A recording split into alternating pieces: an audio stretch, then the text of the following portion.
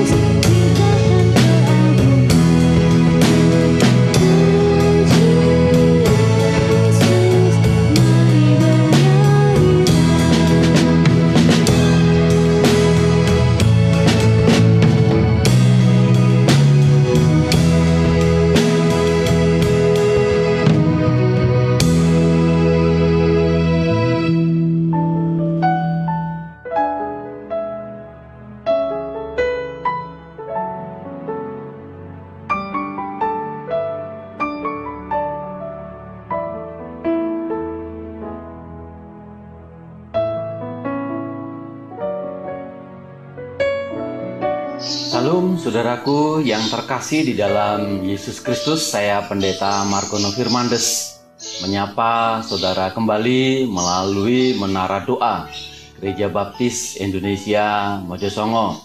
Saya berdoa, saya berharap saudara-saudara dalam keadaan baik, dalam keadaan sehat, dan tetap semangat meskipun situasi, kondisi pada saat ini saudara-saudara masih beribadah di rumah, melakukan aktivitas-aktivitas di rumah. Nantikan bahwa Tuhan pasti akan menjawab setiap seru doa kita bersama-sama. Hari ini kita akan mempelajari kebenaran-kebenaran firman Tuhan. Namun sebelum kita akan mempelajari kebenaran-kebenaran firman Tuhan, mari kita akan berdoa terlebih dahulu. Kita menyerahkan kepada Tuhan supaya pada saat ini firman Tuhan sungguh-sungguh menguatkan di dalam kehidupan kita bersama. Mari kita akan berdoa. Bapa, hari ini mengucap syukur karena hari ini kami boleh bersama mempelajari kebenaran firman Tuhan melalui Menara Doa Gereja Baptis Indonesia Mojosongo. Kiranya Engkau akan singkapkan, Engkau akan bukakan sehingga firman Tuhan sungguh-sungguh menguatkan bagi setiap anak-anak-Mu. Di dalam nama-Mu, dalam nama Yesus Kristus, kami sudah berdoa dan mengucap syukur. Haleluya, haleluya, haleluya Yesus. Amin. Saudaraku yang terkasih di dalam Yesus Kristus, firman Tuhan pada hari ini bertemakan berjaga dan berdoa. Berjaga dan berdoa. Diambil dari Matius pasal yang ke-26 ayat yang ke-41 sampai 42. Sekali lagi, Matius pasal yang ke-26 ayat yang ke-41 sampai 42. Saya akan membacakan firman Tuhan untuk saudara-saudaraku. 41, berjaga-jagalah dan berdoalah supaya kamu jangan jatuh ke dalam pencobaan. Roh memang penurut, tetapi daging lemah. Ayat 42. Lalu ia pergi untuk kedua kalinya dan berdoa, katanya, "Ya Bapakku, jikalau cawan ini tidak mungkin lalu kecuali apabila aku meminumnya, jadilah kehendak-Mu." Beginilah firman Tuhan. Saudaraku yang terkasih di dalam Yesus Kristus, mengapa Tuhan Yesus selalu memerintahkan supaya kita selalu berjaga-jaga dan berdoa? Ini adalah suatu perintah Tuhan. Mengapa kita harus selalu berjaga-jaga dan berdoa? Saudaraku yang saya kasih dan mengasihi Tuhan, tenaga kita terbatas, kemampuan kita terbatas, bahkan usia pun selama di dunia ini kita terbatas.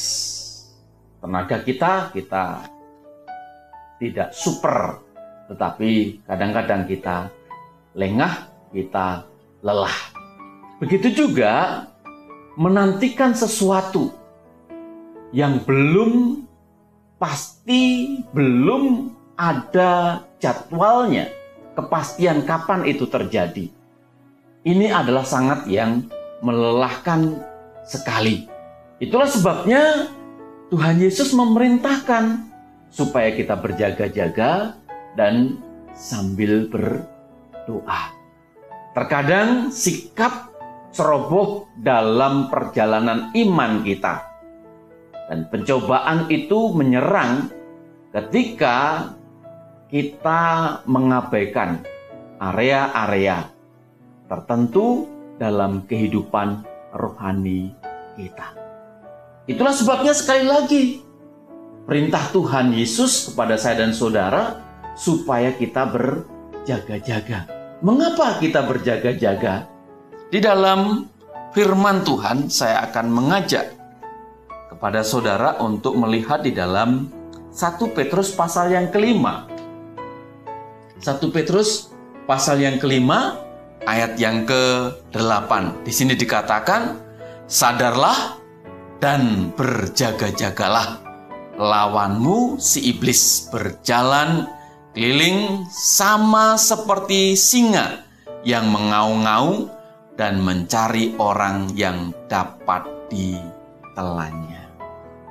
Ayat ini memberitahukan, sadar dan berjaga-jagalah, lawanmu si iblis berjalan keliling sama seperti singa yang mengaum untuk mencari mangsa.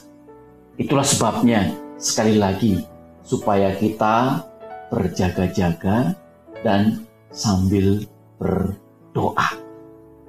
Saudaraku yang terkasih di dalam Yesus Kristus, Tuhan Yesus bukan hanya memerintah saja, tetapi Tuhan Yesus memberikan suatu contoh bahwa ketika Dia akan menjalankan tugasnya di dunia ini, Dia juga berjaga-jaga. Ketika Tuhan Yesus akan menjalankan visi di dunia, Dia berpuasa, doa puasa selama 40 hari lamanya.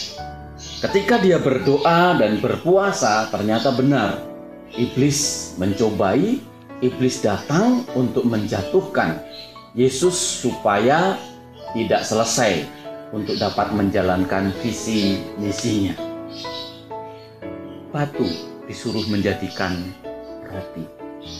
Dan Yesus katakan manusia hidup bukan hanya dari roti saja, tapi dari firman Tuhan. Tuhan Yesus dibawa ke bumbungan tinggi, ditunjukkan Yerusalem dan sebagainya. Nah, intinya di sini menyatakan bahwa pada saat itu perlunya berjaga-jaga dan berdoa. Karena ketika lengah, ketika mengabaikan area-area tertentu dalam kehidupan kerohanian kita, iblis akan berusaha untuk menjatuhkan. Ketika Tuhan Yesus akan menghadapi salib, ia juga berdoa di Taman Getsemani. Dan pada saat itu, Yesus berkata, kalau boleh cawan ini berlalu.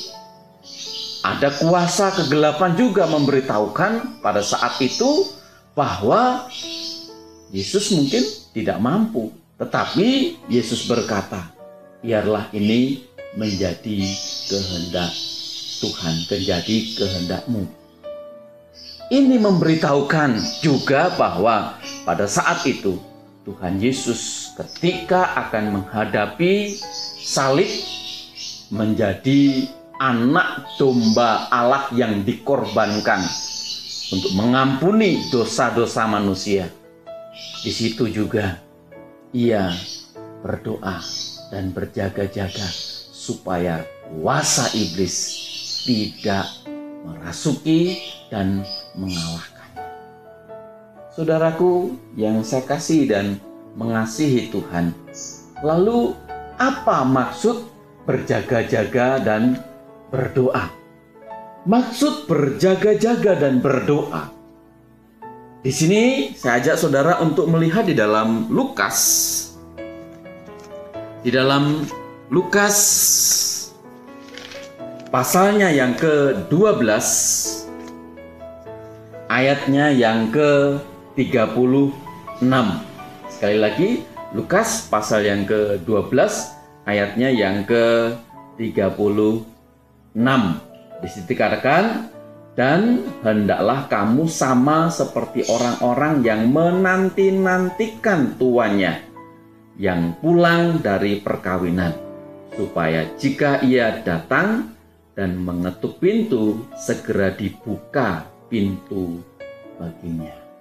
Saudaraku yang saya kasih dan mengasihi Tuhan, ayat ini melatar belakangi ketika pada saat itu yang namanya pernikahan, pengantin pria itu akan datang kepada pengantin wanita. Memang sudah ditentukan, tetapi hari apanya belum. Bisa 1 minggu, bisa 1 bulan, bisa 40 hari. Istilahnya sedemikian, baru pengantin prianya datang. Begitu juga pada saat itu, supaya mereka ini berjaga-jaga. Itulah sebabnya ayat ini berkata, dan hendaklah kamu sama seperti orang-orang yang menanti-nantikan tuannya yang pulang dari perkawinan, supaya jika ia datang dan mengetuk pintu, segera dibukakan pintu baginya. Ini memberitahukan supaya kita berjaga-jaga. Berjaga-jaga dalam bahasa Yunaninya itu gregorivo. Gregorivo itu memberitahukan bukan hanya berjaga-jaga siap, tetapi di situ juga diberitahukan supaya siap sedia. Artinya apa? Tuhan tidak pernah menjanjikan bahwa hidup orang Kristen adalah hidup yang terbebas dari masalah. Masalah kesulitan, masalah tantangan, masalah yang lain yang selalu datang dalam keluarga dan sebagainya, justru disitulah permasalahan itu diizinkan supaya kita, saya dan saudara bertumbuh dewasa secara rohani dan menjadi orang Kristen yang tidak tergantung kepada dunia atau berharap pada hal-hal daging saja. Virus COVID-19 atau virus corona boleh terjadi di bumi pertiwi, di dunia ini. Kalau saya boleh berkata, ini juga diizinkan oleh Tuhan. Artinya, memberitahukan disinilah sesungguhnya akan terlihat seseorang itu dewasa rohani atau tidak.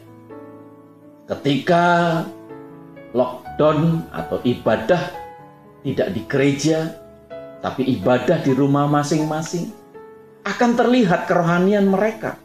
Apakah mereka masih tetap mengutamakan Tuhan, masih menghargai hari Sabat, masih menghargai ketika ia sebagai orang percaya bahwa ia harus tetap beribadah. Dan disinilah sesungguhnya Allah menunjukkan punya rencana setiap ayah untuk menjadi imam bagi keluarganya. Menjadi imam untuk membawa istri, anak-anak untuk berbakti kepada Tuhan. Dan inilah sesungguhnya supaya setiap orang menjadi dewasa di dalam kehidupannya. Bagaimana dia beribadah di rumah? Hari ini tidak ada yang memberi jam seperti ibadah biasanya, tetapi disinilah sesungguhnya dituntut secara pribadi di dalam kehidupan saya dan saudara, bagaimana saya dan saudara bisa beribadah di rumah masing-masing. Suami menjadi imam, mengajak istri, anak berdoa. Dan ini adalah mungkin ini Tuhan sedang menguji setiap anak-anak Tuhan di dalam kehidupannya. Itulah sebabnya kita perlu sadar terhadap kemungkinan terjadinya serangan si iblis. Kemungkinan serangan-serangan itu akan terjadi kapan saja. Terjadi di dalam kehidupan saya dan saudara. Itulah sebabnya perintah ini berjaga-jaga dan berdoalah supaya si iblis tidak menyerang secara pribadi saudara maupun keluarga saudara atau orang di sekitar saudara ketika saudara berjaga dan berdoa. Tetapi ketika saudara tidak berjaga-jaga dan berdoa, bisa saja menyerang saudara, bisa saja keluarga saudara atau orang terdekat saudara, dan akibatnya semuanya akan mengalami hal itu. Itulah sebabnya berdoalah sedemikian. Saya menuliskan ketika hal ini saya sampaikan kepada saudara-saudara. Doanya sedemikian. Tuhan Yesus, aku tahu rohku memang penurut, tetapi tubuhku lemah. Tolonglah aku berjaga-jaga dan berdoa hari ini demi diriku, demi keluargaku, dan demi sesamaku. Ini suatu pemberitahuan kepada saya dan saudara. Saudaraku, tetaplah melayani Tuhan, karena bukan orang yang berseru-seru kepada Tuhan akan masuk dalam kerajaan Allah, melainkan orang yang melakukan kehendak Tuhan. Itulah orang yang berkenan kepada Tuhan. Itulah sebabnya di dalam Matius pasal yang ke-7 ayat yang ke-21. Matius pasal 7 ayat yang ke-21. Beginilah firman Tuhan. Bukan setiap orang yang berseru kepadaku Tuhan, Tuhan, akan masuk ke dalam kerajaan surga, melainkan dia yang melakukan kehendak Bapa-Ku yang di surga. Ayat ini memberitahukan kepada saya dan saudara, bukan orang yang berseru-seru kepada Tuhan akan memiliki kerajaan Allah, tetapi mereka yang melakukan kehendak Tuhan. Dalam situasi seperti ini, saudara bisa saja melayani Tuhan, karena melayani Tuhan tidak harus dari altar gereja. Engkau ketika jadi suami, layanilah sebagai suami yang baik. Ketika di rumahmu engkau menjadi istri, layanilah sebagai istri yang baik. Ketika engkau menjadi anak, jadilah anak yang baik, anak yang menurut, karena itu termasuk sudah memuliakan, melayani Tuhan. Ketika engkau melakukan semuanya itu menurut kehendak Tuhan, engkau akan diberkati. Begitu juga di dalam kehidupan saya dan saudara, dalam situasi dan kondisi saat ini, kita harus punya peluang. Tidak harus diam, tetapi kita harus bisa mencari peluang supaya kita juga boleh diberkati Tuhan. Saya akan mengajak saudara untuk melihat di dalam Yohanes pasal yang ke-6, ayat yang ke-27. Tetapi saya akan membacakan untuk saudara-saudaraku ayat yang ke-25-nya. Beginilah firman Tuhan. Ketika orang banyak menemukan Yesus di seberang laut itu, mereka berkata kepadanya, "Rabi, bila mana engkau tiba di sini?" Yesus menjawab mereka, "Aku berkata kepadamu, sesungguhnya kamu mencari aku, bukan karena kamu telah melihat tanda-tanda, melainkan karena kamu telah makan roti itu dan kamu kenyang." Lalu ayat yang ke-27-nya, "Bekerjalah bukan untuk makanan yang akan dapat binasa, melainkan untuk makanan bertahan sampai kepada hidupnya yang kekal, yang akan diberikan Anak Manusia kepadamu, sebab dialah yang disahkan oleh Bapa Allah dengan meterainya." Ayat ini memberitahukan kalau pasal yang ke-6 ini, ketika Yesus membuat mujizat 5 roti dan 2 ikan. Dan orang-orang pada saat itu menikmati semuanya, karena 5.000 orang, laki-laki saja yang dihitung, belum anak-anak, belum istri. Dan mereka bisa menikmati dan masih ada sisa 12 keranjang, 12 bakul, 12 keranjang yang sisa pada saat itu. Nah, hal yang sedemikian, mereka mencari Yesus. Di mana Yesus?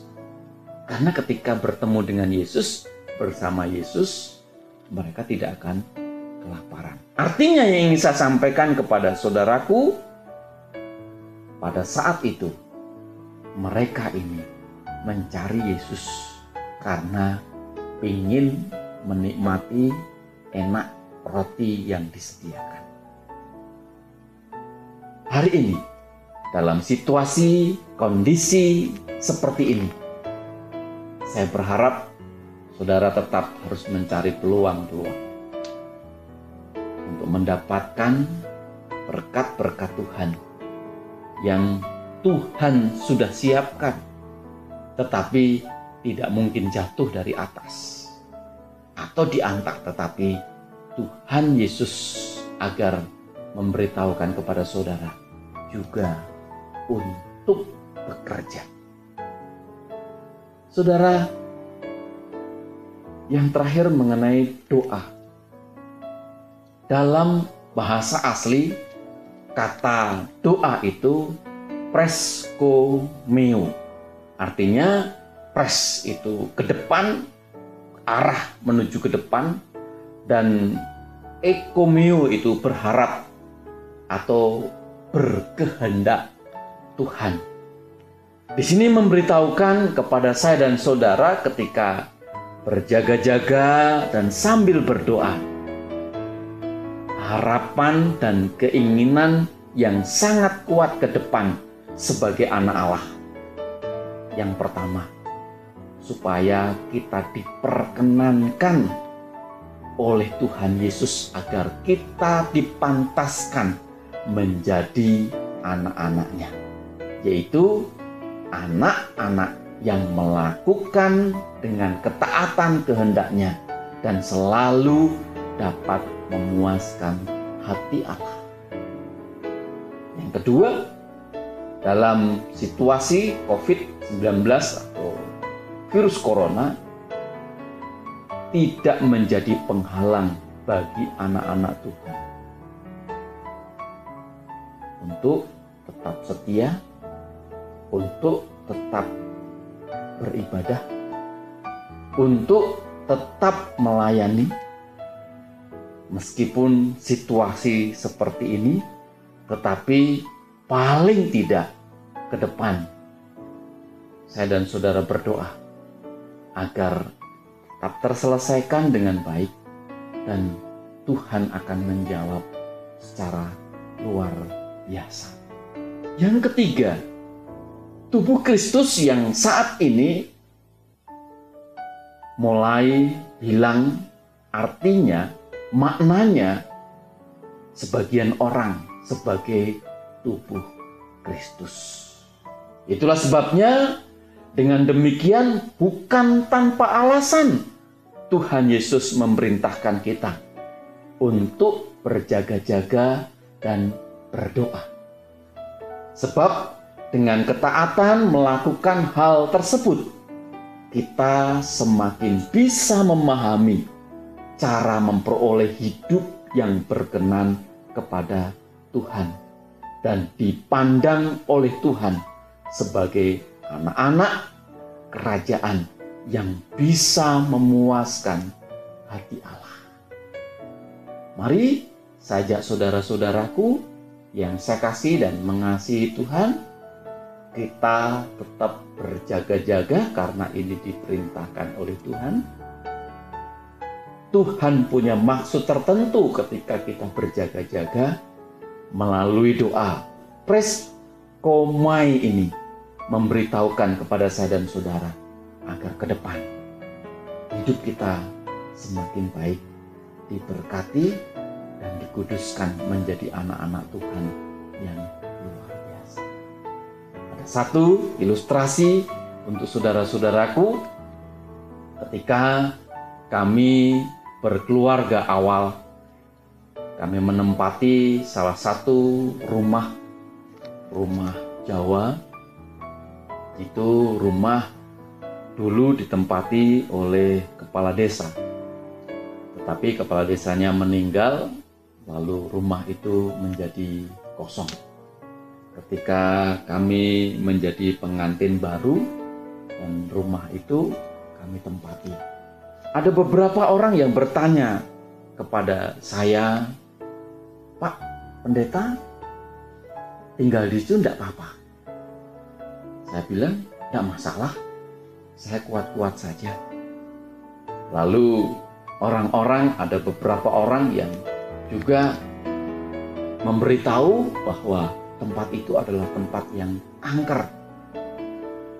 Ada salah satu warga orang asli situ, ketika dia lewat di situ pasti ngompol karena lewat di situ mengalami ketakutan. Saya ketika memasuki rumah itu, saya berdoa, saya doakan rumah itu, saya berkata kepada Tuhan, "Tuhan, rumah ini dikuduskan, rumah ini disucikan, karena abdimu akan menempati tempat ini bersama istri. Kiranya Tuhan juga akan menjagai kami." Dan ketika itu saya bersama istri tidak masalah, dan kami lama tinggal di situ dan baik-baik saja. Artinya yang saya sampaikan kepada saudara, ketika kita berdoa, kita berjaga-jaga dan berdoa, kuasa iblis akan dikalahkan. Saudaraku, hari ini kita akan memasuki hari Pentakosta atau turunnya Roh Kudus. Mintalah kepada Tuhan supaya kuasa Allah diberikan kepada saudara. Roh Kudus selalu menguatkan saudara, sehingga di dalam kehidupan saudara sungguh-sungguh Tuhan menguatkan. Kiranya firman Tuhan hari ini menguatkan saudara, menguatkan saya, menguatkan kita semua, supaya kita tetap berjaga-jaga dan berdoa dalam situasi, kondisi apapun. Mari kita akan berdoa. Bapa, hari ini mengucap syukur kepadamu, karena hari ini kami sudah mempelajari firman Tuhan. Biarlah firman Tuhan hari ini menguatkan kami. Kami percayakan, kami menyerahkan, biarlah Engkau akan memberkati. Ada beberapa pergumulan-pergumulan doa yang sudah hamba-Mu terima. Biarlah hamba-Mu akan selalu berdoa untuk setiap anak-anak Tuhan. Kiranya Tuhan juga akan menolong, Tuhan akan memberkati. Mereka yang sakit, Tuhan akan pulihkan. Mereka yang sedang berbisnis, Tuhan juga akan beri keberhasilan. Mereka yang merindukan keluarga bahagia, juga Tuhan akan berikan. Kami menyerahkan, kami percayakan firman-Mu dan seluruh rangkaian ibadah jam doa hanya di dalam nama Tuhan Yesus Kristus kami sudah berdoa dan mengucap syukur. Haleluya, haleluya, haleluya Yesus. Amin. Saudaraku yang terkasih di dalam Yesus Kristus, pada hari ini kita akan berdoa bersuara. Sekali lagi, kita akan berdoa bersuara. Nanti salah satu keluarga, boleh bapak, boleh ibu, atau siapa saja di dalam keluarga itu, untuk menutup di dalam doa ketika sudah tidak ada suara. Ada 7 pokok doa. Silahkan saudara melihat di tayangan ini, ada 7 pokok doa. Nanti ada pokok-pokok doa lain mungkin yang perlu didukung di dalam keluarga saudara. Saudara juga akan mendoakan bersama-sama. Saya berharap hari ini kita akan berdoa bersuara, sehingga saya dan saudara ketika kita berdoa, doa-doa kita di udara bertemu, dan itu menjadi kuasa Tuhan yang luar biasa. Saya imani, saya yakini, saya dukung dari Menara Doa Gereja Baptis Indonesia Mojosongo. Setiap seruan doa yang kita panjatkan, yang kita naikkan bersama-sama, baik itu doa komunal, doa bersama ini, maupun doa secara pribadi saudara, saya yakin, saya imani Tuhan akan menjawab. Mari kita akan berdoa sekali lagi. Nanti boleh bapak, boleh ibu, setelah tidak ada suara, boleh menutup di dalam doa pada saat ini. Mari kita akan berdoa, kita menyerahkan kepada Tuhan pada saat ini.